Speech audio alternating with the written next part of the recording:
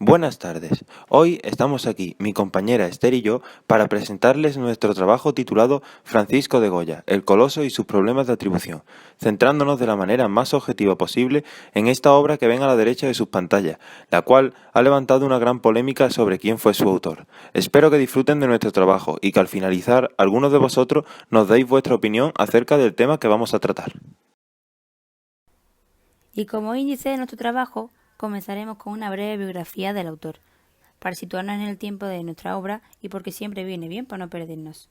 Después, analizaremos la obra, externa y profundamente, para lograr la comprensión de Francisco de Goya, empezando con un análisis de su parte superior y acabando con la parte inferior. Luego veremos influencias que sirvieron a Goya, literaria y artística, y llegaremos a la parte focal de nuestro trabajo con los problemas que surgieron con la autoría, escogiendo teorías opuestas de Manuel Mena, Nigel Glendinning y Valeriano Bozal, y por supuesto terminando con las referencias bibliográficas y webgráficas.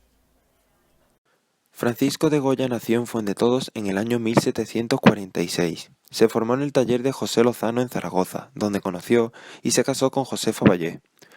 En la época de Carlos III nacerán numerosos pintores y tapiceros, siendo él uno de ellos, y realizando así tapices de tipo naturalista y cotidiano.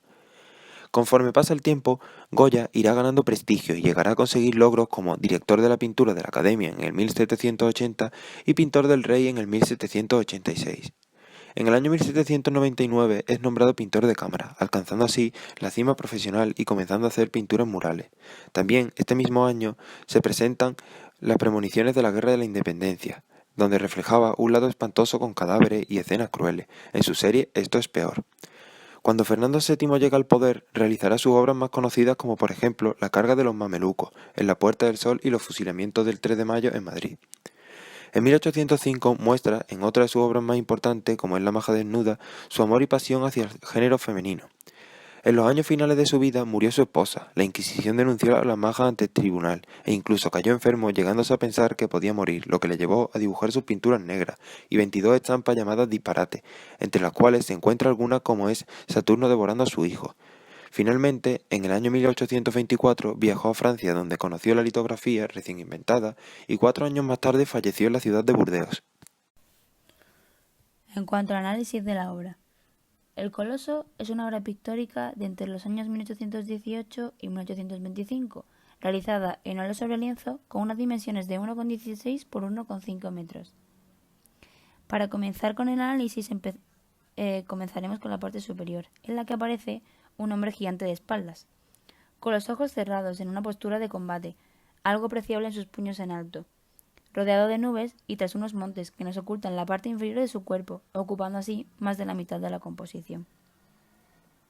La posición del gigante es objeto de debate, ya que algunos estudios lo conciben caminando y otros asentados sobre sus piernas, algunos tras las montañas y otros enterrado hasta más arriba de la rodilla. Esta obra se considera por este hombre gigante una de las obras más inquietantes de Goya. Tendrá mucha relación con las guerras, ya que creó premoniciones con estas e incluso afirmaciones de guerras, sobre todo por mostrar desastres y terribles catástrofes. Podría ser el gigante símbolo claro de esa ignorancia que se tuvo a la tragedia que no se comprende. La luz es una característica importante. Enfoca el desastre de este gigante, luz que proviene de la parte izquierda y que oscurece el fondo. Todo en relación a un primer plano en el que se sitúa el desastre, con una clara diferencia de tamaños. En cuanto a la parte inferior de la obra, observaremos a una multitud de personas y ganado, en una especie de valle oscuro, que según los estudios viene a simbolizar la Guerra de Independencia Española. Podemos observar una clara diferencia de tamaños, que dan sensación de perspectiva. Observamos además un movimiento violento en los caballos trotando, así como las nubes que envuelven a la pieza central de la parte superior que hemos comentado en la diapositiva anterior. Es una obra bastante poco realista, sin reflejar un ambiente natural. Y podemos también observar el claro contraste entre las tonalidades claras y oscuras, un predominio del color sobre dibujo. En cuanto al simbolismo, pensamos que es una clara representación de la Guerra de Independencia Española en el que Napoleón aparece, que viene a ser la figura central. Viene a concretarse, a pensarse que es Napoleón por los efectos devastadores que hizo de sus conquistas, la imagen temible que se tiene de él en esta guerra. El Coloso de Goya tiene un gran significado literario y artístico. Fue realizado en el contexto de la Guerra de la Independencia y es algo a lo que se le ha vinculado literariamente, como podemos ver en el poema Profecía del Pirineo de Juan Bautista Riaza, donde dice que el pueblo español surgió de los Pirineos como un gigante para oponerse y derrotar a los invasores. Por lo tanto, la obra de Goya es vista como un éfrasis de dicho poema. Además, algunos autores como López Vázquez y González Zárate ven al gigante como una referencia a Fernando VII tras vencer a las tropas napoleónicas, mientras que otros lo ven más bien como una personificación del ejército napoleónico en su llegada a la península.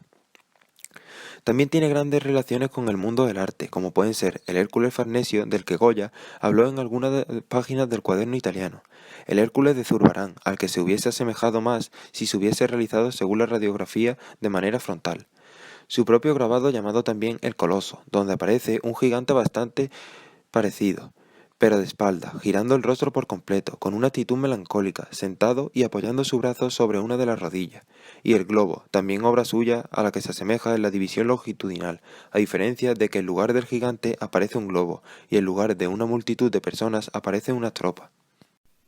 Teoría de Manuel Amena. Manuel Amena es jefa de conservación de pintura del siglo XVIII.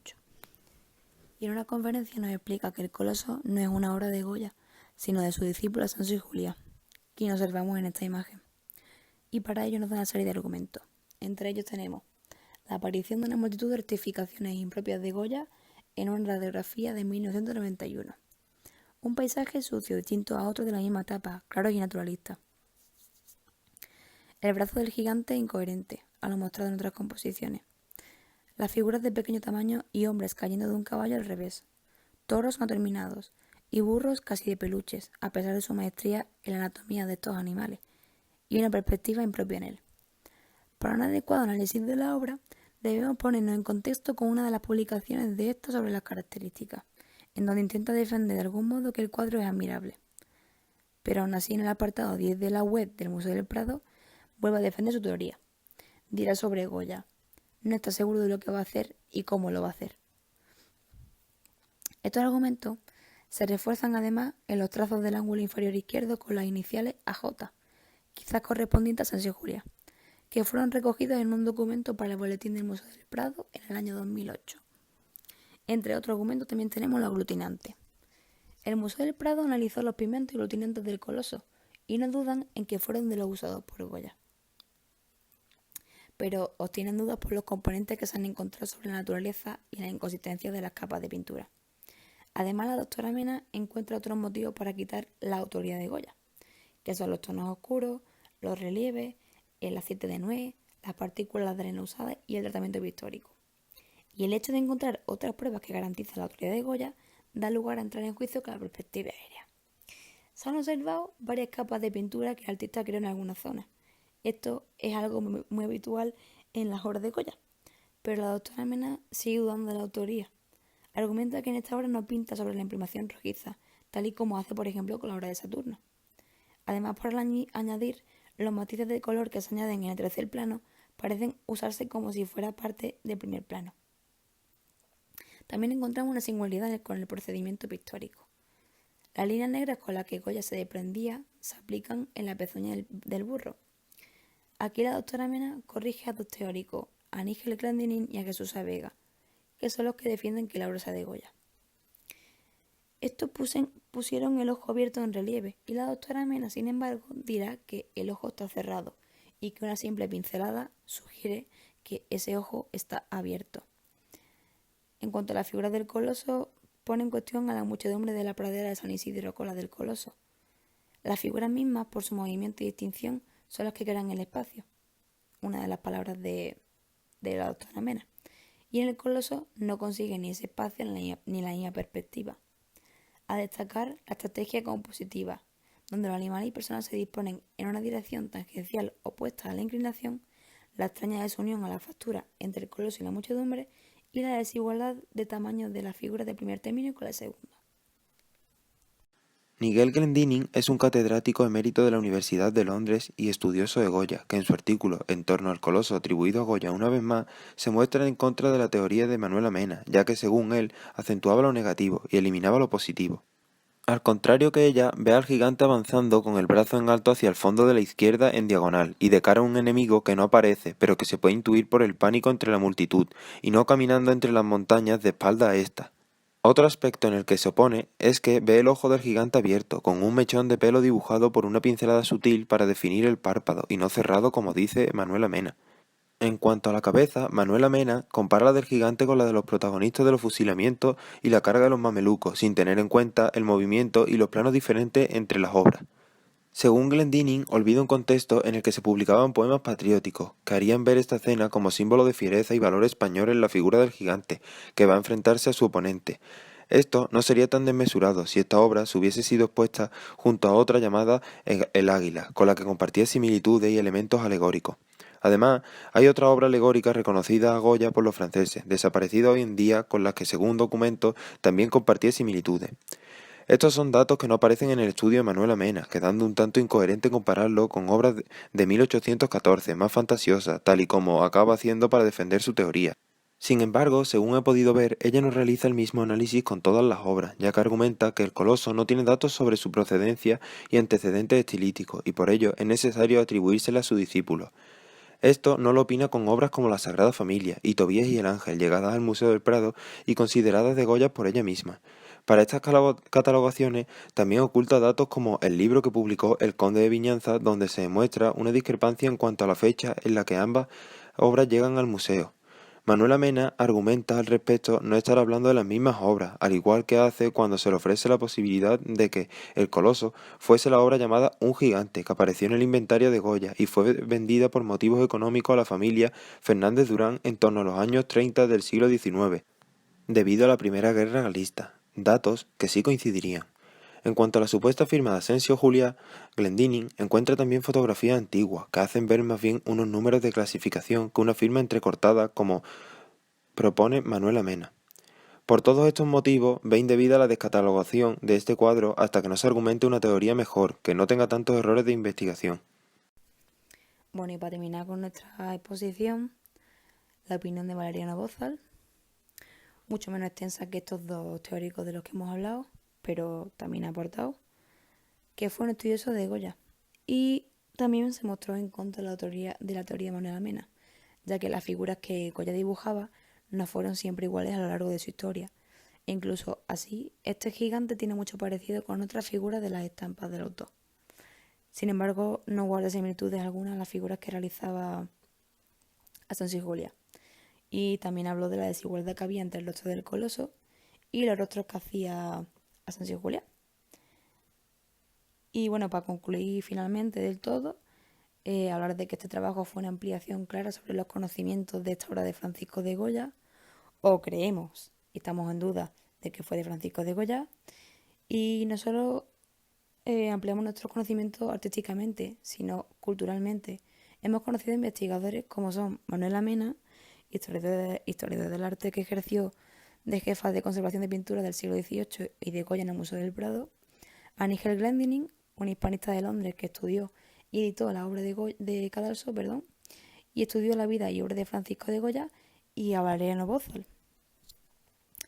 Y bueno, entendiendo que todos estos factores quitan la autoridad de este cuadro a Goya, también hay factores que se la dan, por lo que el desenlace final sobre esta gran cuestión pues no existe. Como referencia bibliográfica hemos usado dos libros, que son El ostracismo de Goya en el Coloso, de Carlos Foradada, y En torno al Coloso atribuido a Goya, una vez más, de Nigel Glendinning. Y las referencias web gráficas, pues algunos enlaces como el documental de Radio Televisión Española de Chamorro, un proyecto de García Calerro del ABC llamado Si yo fuera director del Prado todavía no descatalogaría el Coloso, en el Museo del Prado, en la página web, en la colección del Coloso, en la página de Fundación Goya en Aragón, en el apartado de Coloso, y en Historia Arte, el Coloso de Calvo Santos.